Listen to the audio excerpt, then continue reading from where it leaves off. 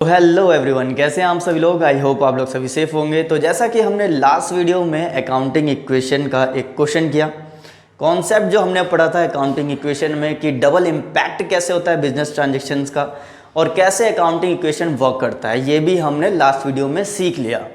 आज की इस वीडियो में हम बात करने वाले हैं कुछ ऐसे इम्पॉर्टेंट बिजनेस ट्रांजेक्शन्स की जो अक्सर एग्जाम में पूछे जाते हैं। ये वीडियो मैं आपको बता दूं थोड़ी सी लंबी होने वाली है, क्योंकि यहाँ पर ऐसे ऐसे पॉइंट्स आएंगे जिसमें डेफिनेटली आप थोड़ा सा इधर या उधर हो जाएंगे, मतलब कि थोड़ा सा कॉम्प्लिकेशंस आएंगी। लेकिन डोंट वरी, बहुत ही ईजी तरीके से मैं आपको समझाऊंगा जिससे कि आप एग्ज़ाम में बेटर परफॉर्म कर पाए। तो गाइस, बिना किसी देरी के स्टार्ट करते हैं और वीडियो को एंड तक जरूर देखना, तभी ये कॉन्सेप्ट समझ में आएगा।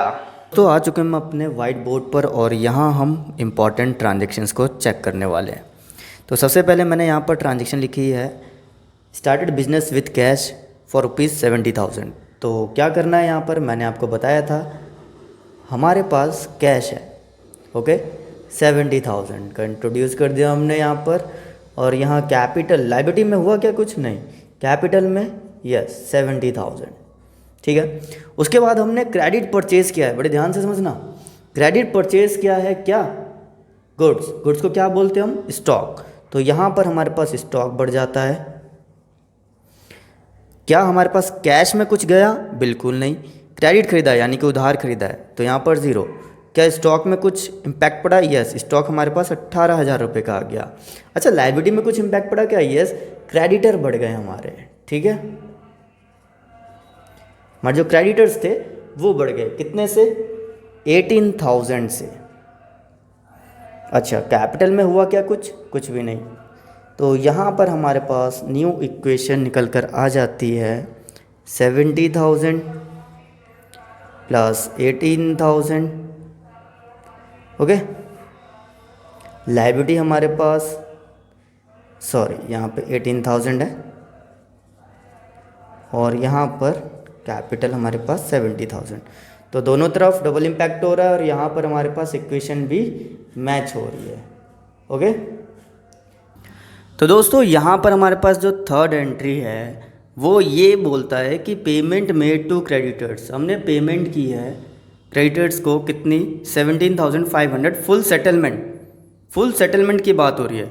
यानी कि हमारे क्रेडिटर्स कितने थे, 18,000 के। हमने कहा भाई 17,500 लो और ख़त्म करो, ठीक है, ये फुल सेटलमेंट कहलाता है, ओके। तो यहाँ पर हम किस तरीके से देखो पेमेंट करेंगे, तो कैश में से हमारा कितना कम हुआ, 17,500 माइनस कर दो। स्टॉक में कुछ हुआ क्या, नहीं। अच्छा, क्रेडिटर पर क्या इम्पैक्ट पड़ा, क्रेडिटर हमारे 18,000 के 18,000 ख़त्म हो गए और कैपिटल में हमारे पास 500 रुपये का फ़ायदा हो गया, ठीक है। तो न्यू इक्वेशन क्या बनकर आई हमारे पास, 70,000 में से 17,500 जब माइनस करोगे तो आपके पास आएगा 52,500 प्लस हमारे पास 18,000 का स्टॉक है। लायबिलिटी हमारी 0 हो चुकी है और यहाँ पर 70,500। तो दोनों को आप ऐड जब करोगे तो दोनों का इक्वल बैलेंस कितना आएगा, 70,500 आएगा। यानी कि अकाउंटिंग इक्वेशन यहाँ पर फॉलो हो रहा है, assets equals to liability plus capital, okay. तो आई होप आपको ये समझ में बहुत अच्छे से आ गया होगा, ओके। चलिए नेक्स्ट ट्रांजेक्शन्स की तरफ बढ़ते हैं और देखते हैं। तो दोस्तों, आपको ये यहाँ पता तो चल ही गया कि किस तरीके से हम असेट्स में जो भी हमारे पास आता रहेगा उसे हम ऐड ऑन करते जाएंगे, ठीक है। और जो भी लायबिलिटीज़ में आते रहेंगे वो ऊपर आप ऐड ऑन करते जाएंगे, ठीक है। तो अब मैं कुछ इंपॉर्टेंट सिर्फ और सिर्फ बिजनेस ट्रांजैक्शन की यहाँ पर एंट्री बताने वाला हूँ कि किस तरीके से इम्पैक्ट पड़ेगा हमारे एसेट्स, लायबिलिटी और कैपिटल पर, ओके।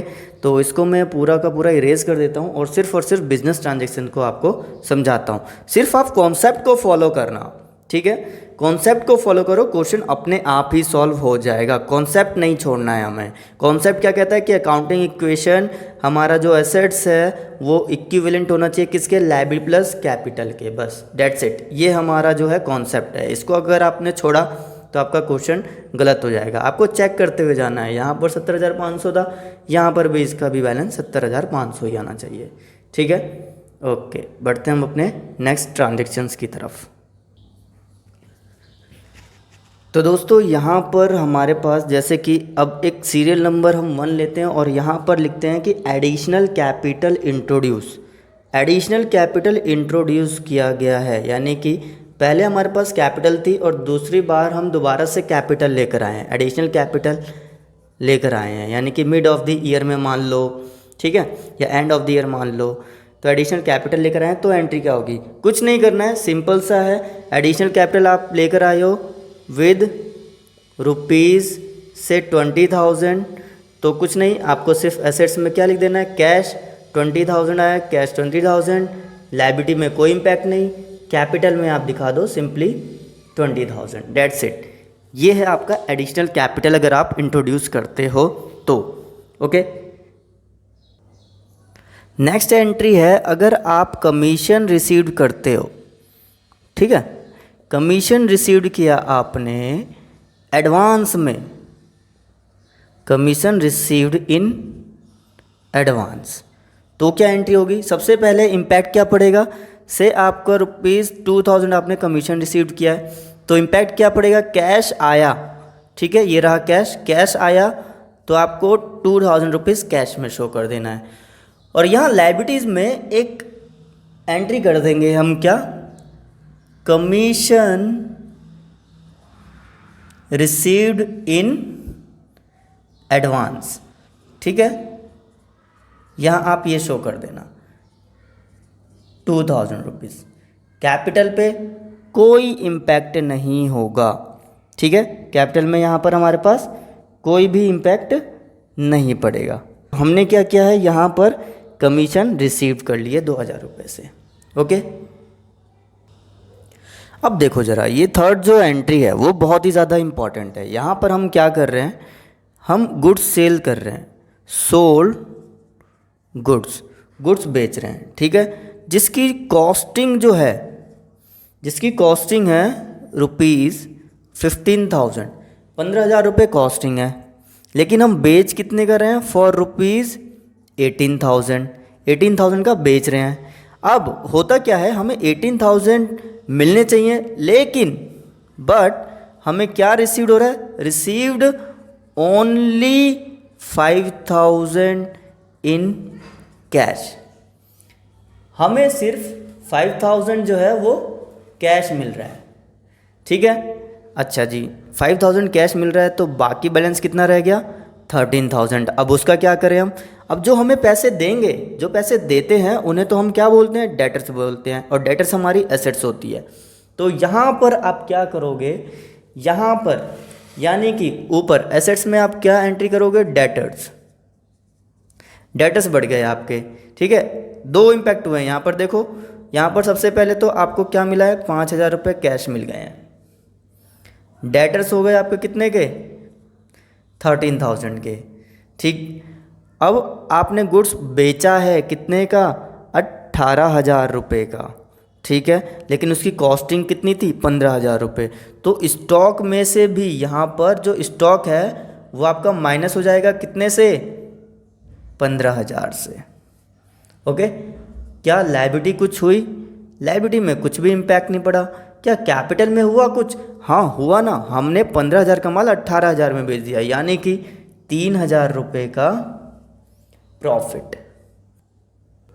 अब देखो आपको एक मैजिक दिखाता हूँ, यहाँ पर क्या है, इक्वल टू में 3,000 है, ठीक है। अब यहाँ पर क्या है, 13,000 और 5,000, 18,000 हो गए, और माइनस 15,000, तो इसका इम्पैक्ट जो है क्या हुआ, आंसर में प्लस का 3,000, 3,000 ये 3,000 ये दोनों बराबर हो गए, ठीक है। तो इस तरीके से जो है हमें चेक करते हुए चलना है और इम्पैक्ट को देखना है, ठीक है। कॉन्सेप्ट अगर आपने छोड़ा तो कॉन्सेप्ट छोड़ते ही आपका क्वेश्चन डेफिनेटली गलत हो जाएगा, ठीक है। तो कॉन्सेप्ट को नहीं छोड़ना है। तो ये एक इम्पॉर्टेंट एंट्री थी। अब नेक्स्ट बिजनेस ट्रांजेक्शन की तरफ मैं बढ़ता हूँ। ओके, तो नेक्स्ट मानते हैं यहाँ पर कि डेप्रिसिएशन है, डेप्रिसिएशन लगा हुआ है, डेप्रिसिएशन मान लो ऑन फर्नीचर लगा है। ओके, ₹10,000 ले लेते हैं। ओके, तो यहाँ पर डेप्रिसिएशन के लिए क्या इम्पैक्ट होगा वो हम देखते हैं। डेप्रिसिएशन सबसे पहले तो फर्नीचर पे लगा है, तो फर्नीचर में से डेप्रिसिएशन क्या होगा, माइनस हो जाएगा, कितना 10,000 से। यहाँ पर हमारे पास अभी डेटर्स नहीं है, मान लो फर्नीचर है, ओके।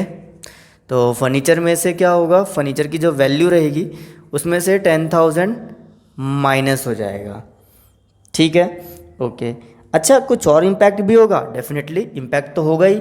क्या, कैपिटल को और कम कर देगा ये 10,000 से, हमारा जो कैपिटल है वो भी कम हो जाएगा। तो डबल इम्पैक्ट हो गया, दोनों ही तरफ क्या हो गया, minus minus, answer 0। Impact he क्या हुआ, 0 हो गया, ठीक है। तो डेप्रिसिएशन के लिए इस तरीके से सॉल्व करना है आपको, ओके। नेक्स्ट आगे बढ़ते हैं। अब आगे कुछ ऐसी एंट्रीज हैं जिसको हम एडजस्टमेंट ट्रांजैक्शंस बोलते हैं, उसका इम्पैक्ट क्या पड़ता है वो हम यहाँ देखेंगे। जैसे कि आउटस्टैंडिंग एक्सपेंसेस हो गए। अब ये आउटस्टैंडिंग एक्सपेंसेस क्या होते हैं, हम बोलते हैं आउटस्टैंडिंग सैलरी, आउटस्टैंडिंग रेंट, ये सब हमारे बकाया हैं, यानी कि खर्चे बाकी हैं, ठीक है, तो उन्हें हमें पे करने होते हैं।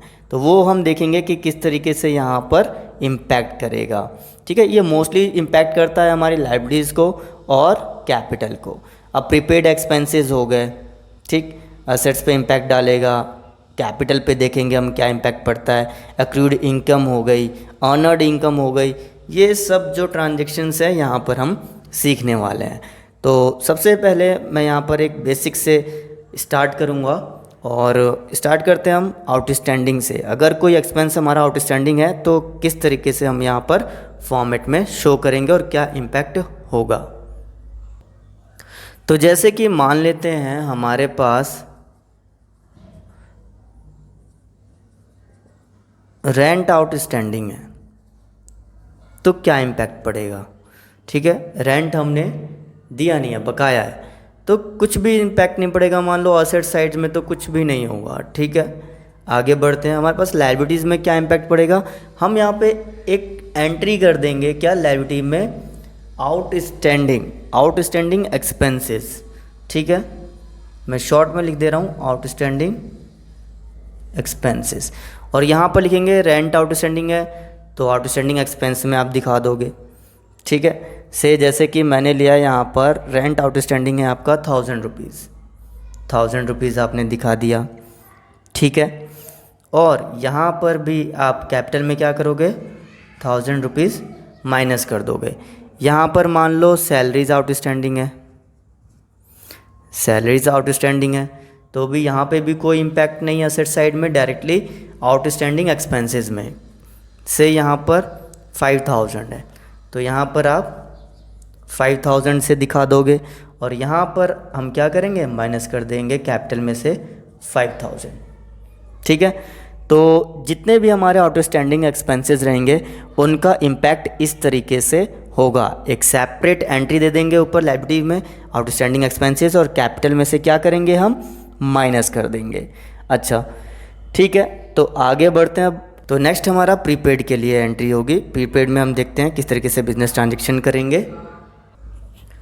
तो देखो, जैसे कि हमारा मान लो प्रीपेड एक्सपेंस है कोई, ठीक है, प्रीपेड रेंट ले लेते हैं, प्रीपेड रेंट ले लेते हैं, इसका इम्पैक्ट क्या होगा।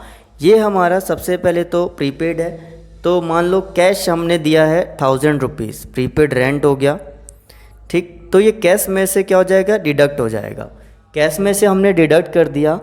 और इम्पैक्ट क्या होगा कि यहाँ पर एसेट्स में कैश में से डिडक्ट करने के बाद हम एक सेपरेट कॉलम बना लेंगे एसेट साइड में, प्रीपेड एक्सपेंसेस। जैसे आपने आउटस्टैंडिंग एक्सपेंस का बनाया, वैसे ही यहाँ पर एक प्रीपेड एक्सपेंसेस का बना लोगे आप। यहाँ पर एंट्री कर देंगे हम प्रीपेड एक्सपेंसेस, और यहाँ पर हम दिखा देंगे कितना, 1,000 रुपीज़ में ऐड कर देंगे, ठीक है। तो कहने का मतलब ये, जिस तरीके से आउटस्टैंडिंग एक्सपेंसेस में किया था आपने, उसी तरीके से यहाँ पर भी इम्पैक्ट दिखाओगे आप। डबल इम्पैक्ट होता है, मैं आपको पहले ही बता रहा हूँ, कैश में और फिर प्रीपेड एक्सपेंसेस से आप यहाँ ऐड कर दोगे इसमें, ठीक है।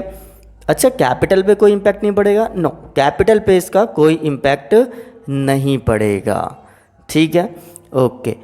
तो नेक्स्ट हम बढ़ते हैं। अगर मान लो अक्रूड इंटरेस्ट है कुछ, अक्रूड इंटरेस्ट क्या होता है ये, हमने क्या किया है, income which has been earned but not received, हमने अर्न कर लिया लेकिन रिसीव नहीं किया, ये हमारा अक्रूड इनकम होती है।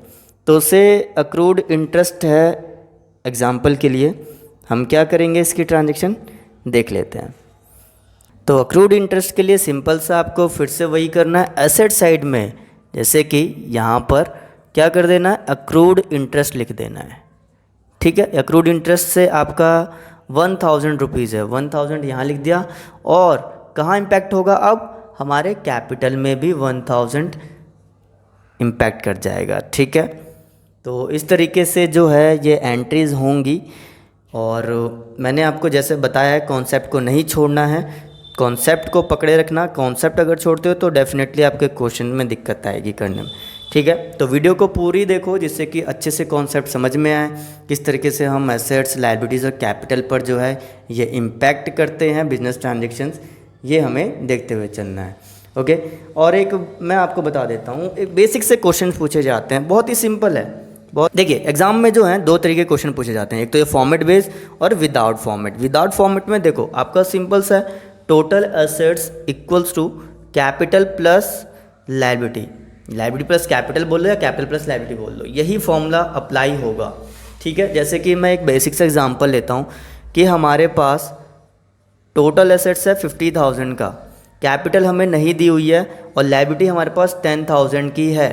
तो आप ये बताओ मुझे कैपिटल कितना होगा। कैपिटल निकालने के लिए हम क्या करेंगे कि ये जो 10,000 है इधर ले आओ, तो 50,000 माइनस 10,000 इक्वल्स टू 40,000। ये 40,000 हमारे पास क्या आ गया, टोटल एसेट्स आ गई। ठीक है, तो ये बहुत ही सिंपल है, इस तरीके से क्वेश्चन पूछे जाते हैं एग्ज़ाम में। आप फॉर्मूला याद कर लो, आपको बहुत ही अच्छे से ये आ जाएगा समझ में। ठीक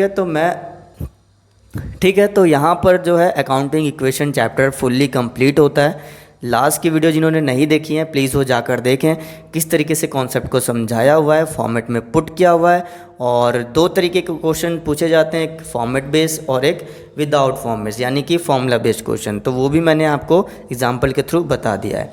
तो गाइस फाइनली हमने जो है अकाउंटिंग इक्वेशन चैप्टर को कंप्लीट कर लिया है। किस तरीके से कॉन्सेप्ट को फॉलो करना है वो मैंने प्रैक्टिकल बेस पर यहाँ पर करके बताया आपको। तो ये अप्रोच जो है आपको फॉलो करनी है, यानी कि कॉन्सेप्ट को लेकर चलना है।